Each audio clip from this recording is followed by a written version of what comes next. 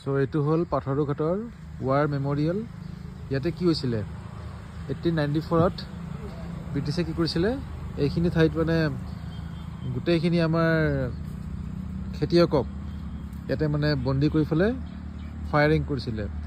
1894 হৈছিল এইটো আৰু তেওঁলোকৰ স্মৃতিত এইটো ৱাৰ মেমৰিয়েল বনোৱা হৈছে। এইটো চাই লওক আপোনালোকে।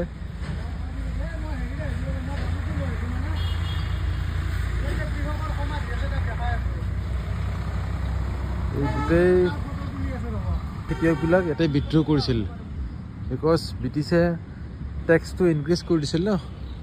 আমি সকলোৱে জানো তেওঁলোকে টেক্সবিলাক ইনক্ৰিজ কৰিছিল।